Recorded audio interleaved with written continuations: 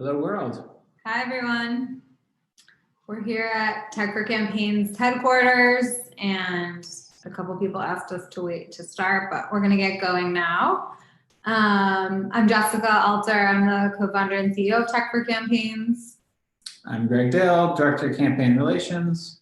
And to my right, but not visible on screen, visible is Alex Lindsay, who's head of operations. Off screen is Aki Cabrera, who's Director of Engineering, and Dana Lancaster, who's head of Virginia. So we're excited to update everyone on Virginia, and hopefully if technology is, the technology guys are smiling on Virginia, we'll have a special guest for a few minutes today. And so I'll start, then Alex can give a Virginia update, and then hopefully we'll have a special guest. With, we'll definitely talk about what happened in the special session in Virginia on gun control. And Greg will talk about 2020, and you guys will have plenty of time for questions. So without further ado, I think everyone knows about Tech for Campaigns, but just in case people are new to the call, this slide is old, and it's actually closer to 11,000 skilled volunteers, including probably most of you on this call, so thank you. And we're really growing fast. In Virginia alone, we have close to 40 campaigns that we have worked with or are working with, and close to 60 projects. The focus for Tech for Campaigns is on bringing technology and digital talent up and down the ballot, and that focuses first and foremost on the states, because so much of the strategic plays in the states. So whether it's healthcare, gun control that we started talking about, a woman's right to choose, education, and of course redistricting, it's all centered on the states. After the 2020 election, there will be a census, and then all states will go through a redistricting process. For the large majority of those, that happens and is controlled by who's the party in power in the state legislatures. So if you don't know who your state legislator is, or tours, then you should find out, because they have a serious impact on your life. So if you can see these maps, they're quite red. It's because Democrats lost a lot of ground since 2009, specifically in the states. We lost about 900 seats net. We gained about a third of them back in the 2018 midterms, but that means we have 2/3 left to go. So we're focusing on helping to make that happen. And a big part of that is going to be in Virginia. And I'm going to let Alex talk to you a little bit about Virginia, and then hopefully have our Virginia guest tell you more. Great. So if you've been at our all hands before, you've probably seen these slides. Just a reminder that there is an election this year. It's on November 5th in Virginia and a number of other states, but Virginia is what we're focused on here at Tech for Campaigns, because every single state legislative seat is on the ballot in November. So all state Senate seats are up for election, and all 100 of the House of Delegate seats are up for election. Of course, not all of these are competitive races, but a number of them are, especially with districts being redrawn recently.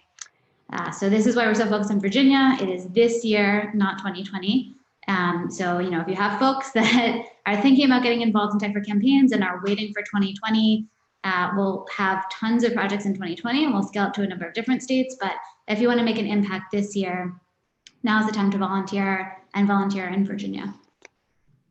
And just a reminder why these elections specifically are so important and why we're so focused on them.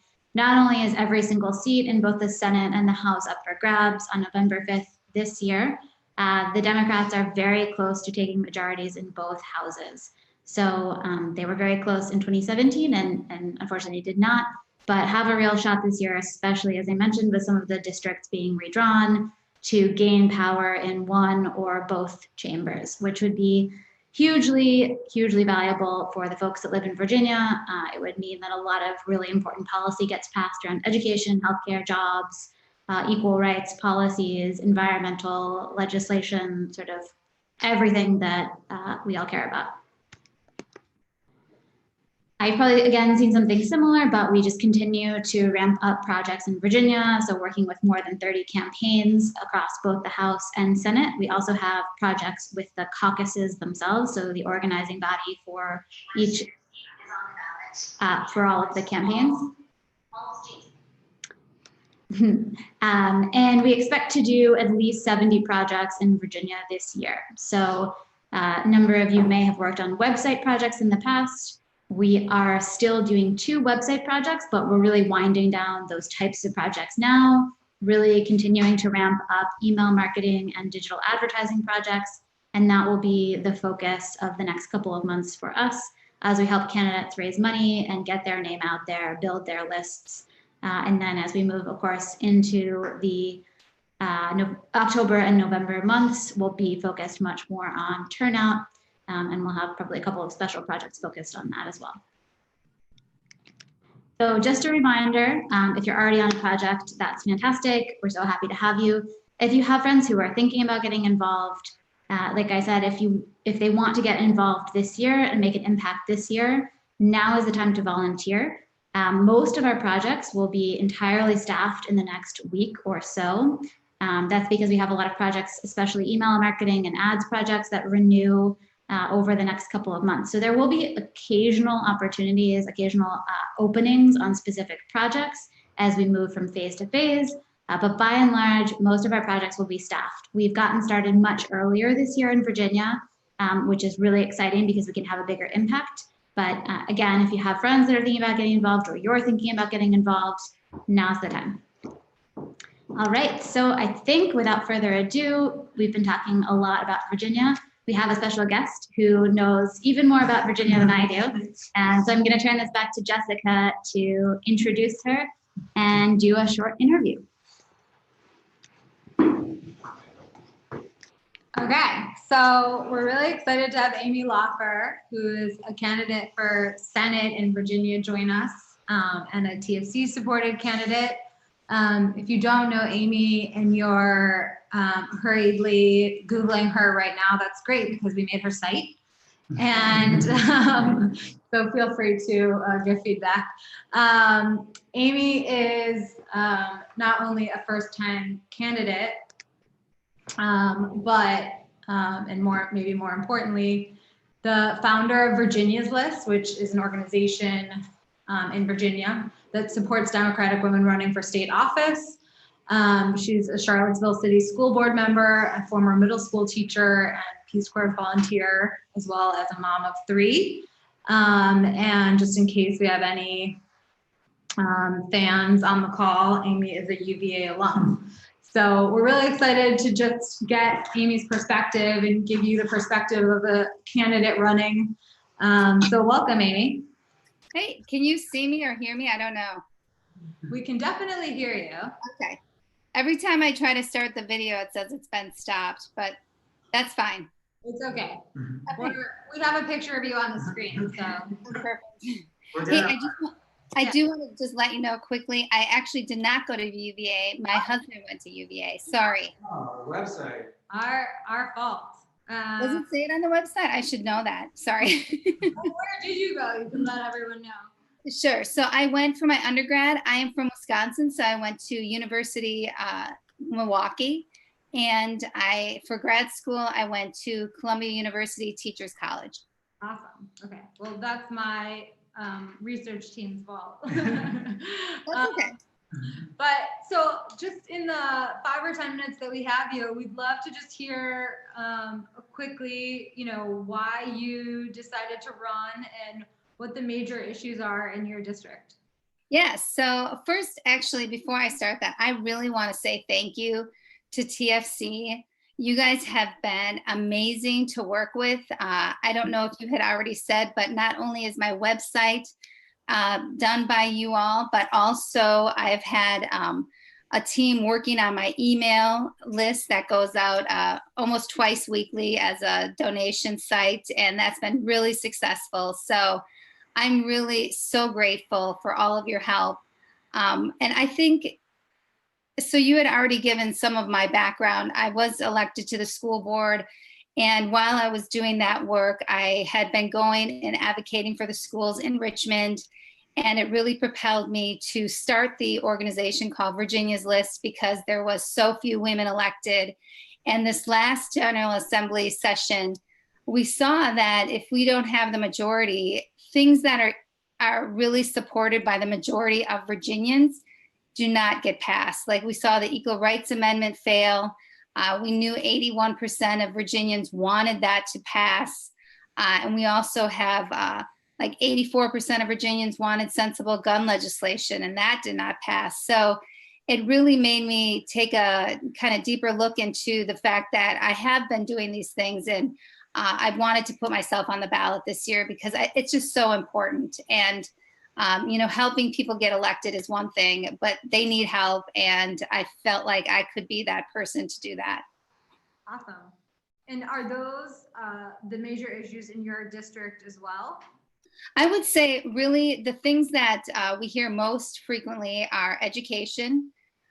We know that is almost always in every locality's budget. It's one of the top budget priorities. So public education, and then healthcare is a major issue.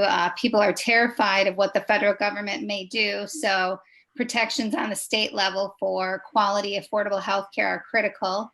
25% of our district does not have broadband access. So that is something people are really, you know, clamoring for. We know that could expand the economy. It could allow people to access healthcare, and also school issues, you know, like accessing curriculum. And then the other issue that comes up a lot is transportation.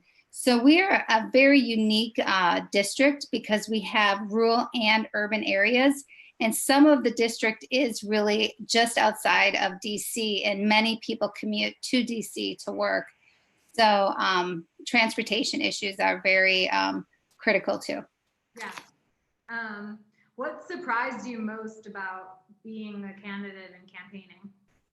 So I have run for local office multiple times, and I basically, you know, my husband and I would do it. My neighbor used to make my websites. My brother, you know, started me off on Virginia's List, made my website, and it was much more just a handful of folks. But this is much bigger. You know, the district is 200,000 people. To drive across, it takes an hour and a half to almost 2 hours. So the magnitude, I think, is what shocked me the most. And it was actually right after one of the TFC phone calls that we had where I said to my husband, I think I've really turned a corner. I'm having strangers make my website.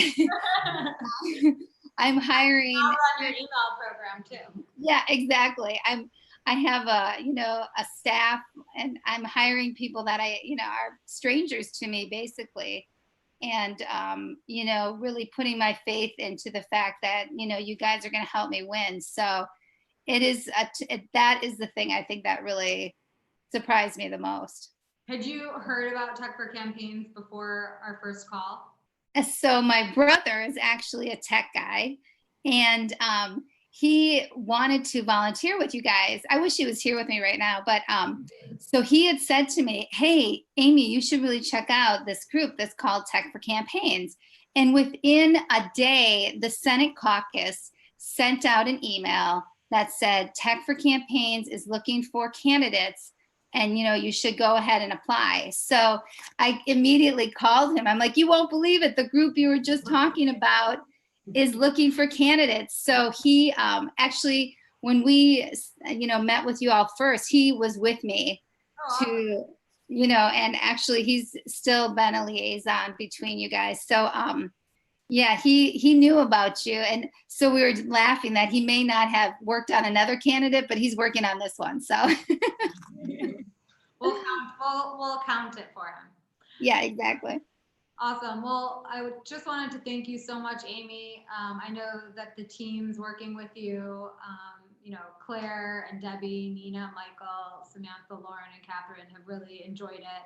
And also Dana, the state lead, and we're so excited to be able to be helping you and hopefully take everything to the next level.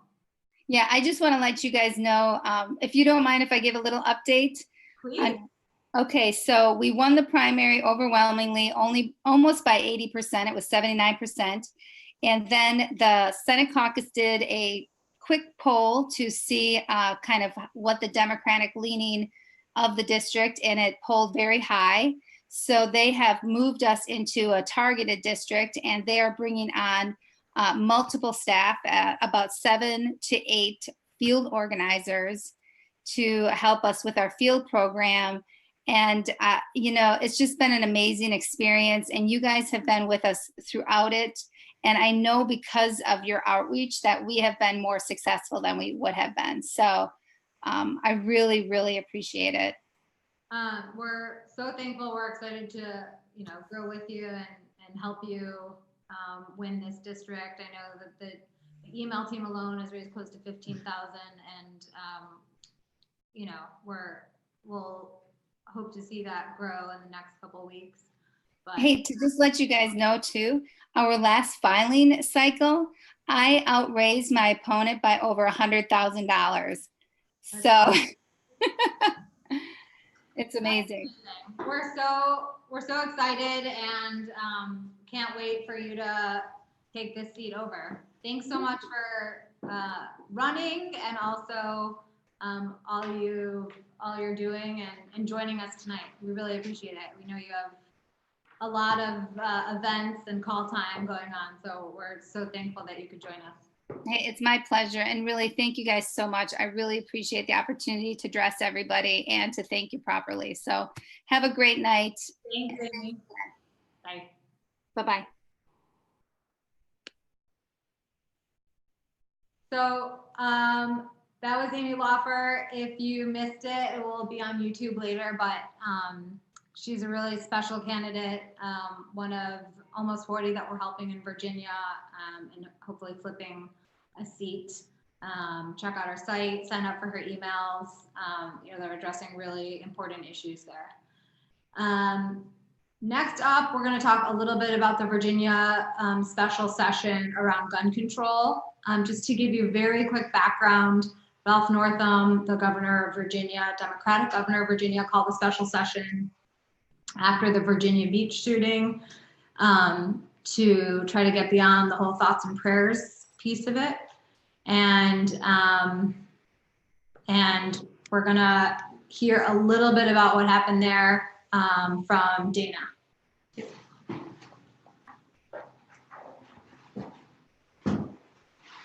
Hey everyone.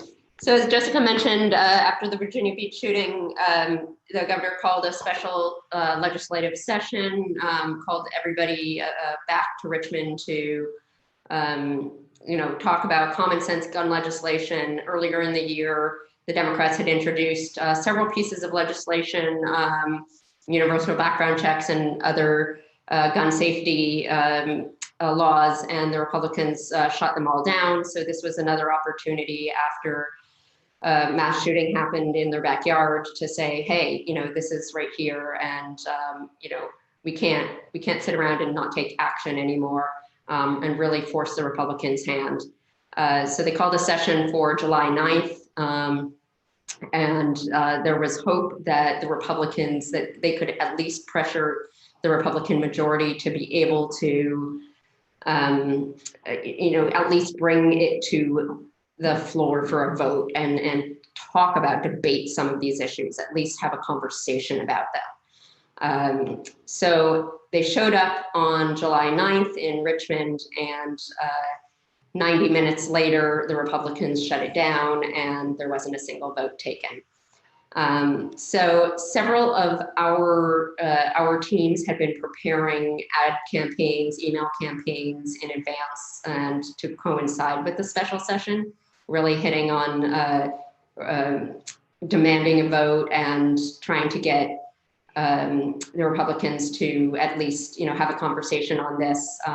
Once they shut it down, we didn't expect it to turn around that fast. So we had to rapid react, and several of our teams, actually 11 teams, were able to deploy email and ad campaigns within 2 days to respond at the day of and the following day to respond to the news that the Republicans did not take any action. They wouldn't allow a floor vote, and yet again, nothing was going to happen on gun violence prevention. So I just wanted to highlight a few key teams that did some really awesome work on the rapid response.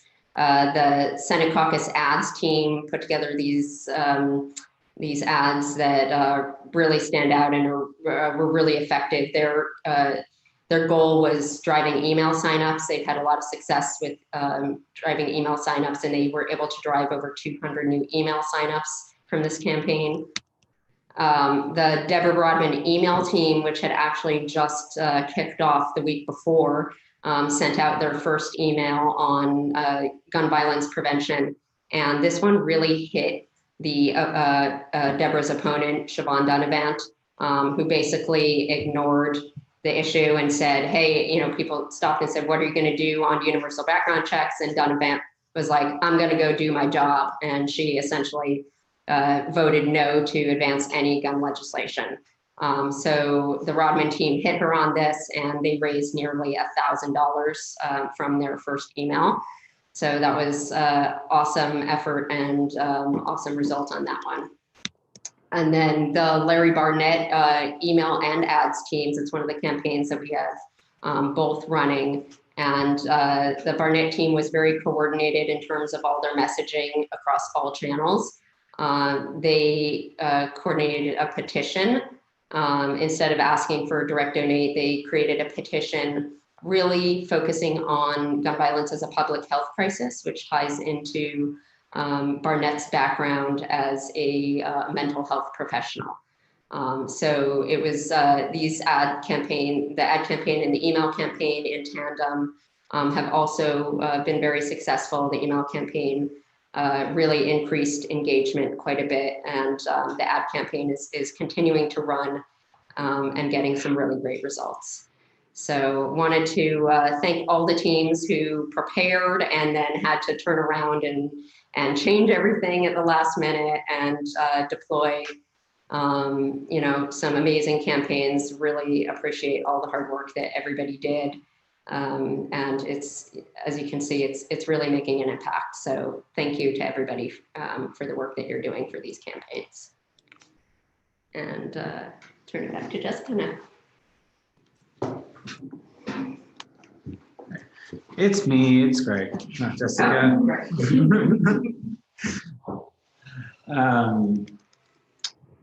Where's my slide? So in 2020, quick update in 2020 is that we are actively planning, and some folks of you participating maybe from the LIST project are helping a lot with that. So our LIST project team, which is building basically a predictive model for the 2019-2020 election cycle of all the state legislative districts in the country, is an active participant and really instrumental in our 2020 planning process. So for those who may not know, there's like a 538 site where you can go and get a ranking of like every congressional race in the country, but there isn't one for state legislatures. So we are finalizing our predictions, also reaching out to a number of the Democratic sort of infrastructure in each state. We had great experiences in a number of our states last year, like in Texas and Florida, Michigan, and we expect to be back there, but we're also including in looking at states like Iowa, Arizona, other, casting a pretty wide net so we can make sure that we're in the right places where our volunteers can have the greatest impact for their efforts. So it's a complicated process, I will say, of both picking the, trying to ascertain the futures of particular districts and legislatures, and also sort of evaluating the qualitative aspects on the ground of what digital technology infrastructure exists, how can we plug into it, how can we work with everybody, and we'll have definitely more updates on that process for the next All Hands. So I think with that, we are going to open up to Q&A, and I see a couple of little bubbles coming in. And Charlie asks if there's anyone from Texas. There might be. Not sure. So it's a benefit of the anonymous internet. Anyone have any questions? Feel free to use the Q&A feature on Zoom or the chat box. Do you want to talk about a couple of states that seem like they might would defend? Yeah, so Jessica suggested we can talk a little bit about some of the states. So to Charlie's question, Texas is actually one of the most exciting opportunities in the state legislative world. It went from a very red state house. It was a very red state house before 2018, and basically a lot of people had written off Texas due to Beto's candidacy, due to a number of really strong congressional candidates, and due to renewed enthusiasm of Democrats in Texas, the changing demographics there, showing Democrats that they can actually, if you come out to vote, there is a shot. There was just a huge number of seats that were won in Texas last year, and we're now within striking distance of actually flipping the chamber, which was a sort of previously I guess unforeseen or at least a marginal opportunity before. So that's super exciting. We're also continuing to work on things like in states that are generally purple, but gerrymandering have made them such a tough area for Democrats on the state side, like Florida. The Florida House and Senate remain a continued opportunity for long-term flips. And there's also states like Missouri, where we worked last year, where it's for sure a Republican state. But if we can help prevent a supermajority where the Republicans have more than 2/3 of the seats in a given chamber, that's when really bad things happen. Is when there's there's basically no bipartisanship whatsoever. So those are some of the kind of exciting things coming up on the roadmap. There's probably plenty of states to talk about in very little details, but I think Texas is a really good example of where the map that Jessica showed early on was really solid red when Democrats weren't investing in these chambers, and now we've really seen a market change as people realize what the opportunity is. I'll just add one piece to that, which is that when we look at the numbers, obviously we look at what's closest to flipping, but we also have found a lot of frustration in only looking cycle to cycle, because if you do that, you end up ceding a lot of control pretty easily. So we do prioritize states that we think we can flip right away, but we want to have enough capacity to help in states that might be 2 or 3 cycle flips, or 2 or 3 cycle flipping a supermajority. Because if you give that up, that's how you cede lots and lots of seats. So it's not necessarily going to be immediate gratification on all of it, but more thinking long term. Yeah, I was gonna come on over. Yeah, so we've had a couple of questions in the Q&A section about the most needed volunteer skills, as well as opportunities for software engineers coming up. So I'll just tackle those at the same time. We are doing a lot of digital advertising and email fundraising projects. So if you're a content marketer, a data analyst, a growth marketer, or a graphic designer, even if you haven't had ads experience, any kind of graphic design experience is really valuable. Those are the kind of folks that we're really looking for, because we're simply doing such a large volume of those projects in Virginia right now. We do have engineering projects that we're working on. Most of the time, those are sort of longer running projects. And there's just a ton of demand from our volunteer network for those projects. So those opportunities are fewer and far between, but they are still there. So if you haven't been contacted or you haven't seen any opportunities for those projects yet, don't despair, but they are certainly fewer and far between than the marketing projects that we're doing right now in Virginia. And one and to that is the reason is we don't do software engineering projects on a campaign by campaign basis. We want the political world to get away from building one-off software on campaigns. So we'll build it and then we'll try to use it everywhere. And so we usually centralize those projects or have them just in one state. So there will be more and more projects as we scale up for 2020, but obviously on digital ads, we're doing that campaign by campaign. So it's the volume of people we need there is much greater. Hopefully next all hands in August, Greg and actually Kevin, one of our product managers, can actually show one of the products that some of the software engineers have been building. Yeah, and Kevin just asked if we have any plans for building or contributing open source tools for candidates. We do contribute a little bit to the project called Open Elections, which is basically an open data set of election results that we actually use for our predictive modeling.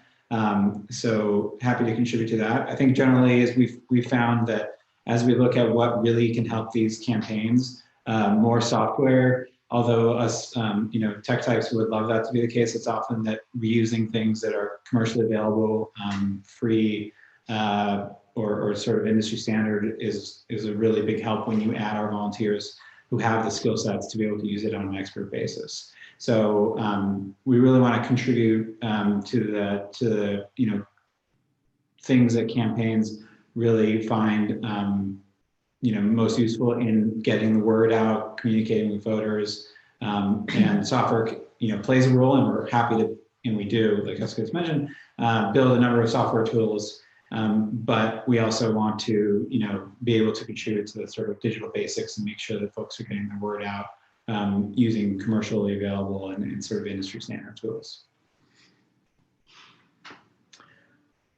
So another question is, are there development tools like database website templates that are common to all of TFC's campaigns? Alex, do you?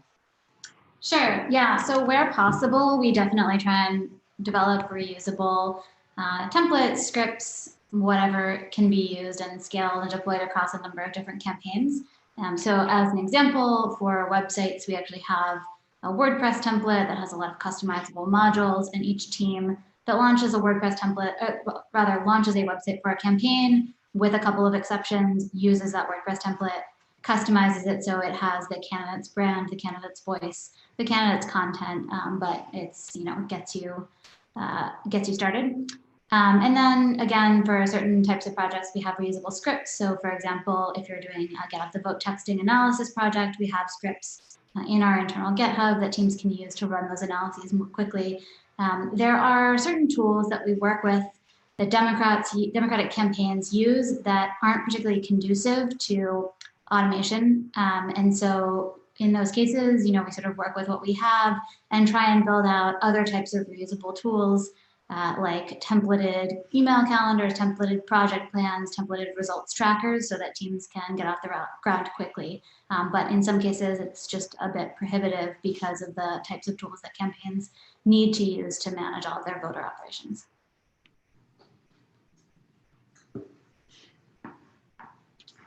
Cool, any other questions? I think we just had a couple of questions around sort of accessing some of the resources that we have internally if you're not a TFC volunteer. So for a bunch of different reasons, most of them related to privacy and security, we don't share any of those externally. So we have internal tools that we share with teams as they're staffed on projects. Things like our GitHub account, they're all sort of locked down and only available to those folks once they're staffed on a project.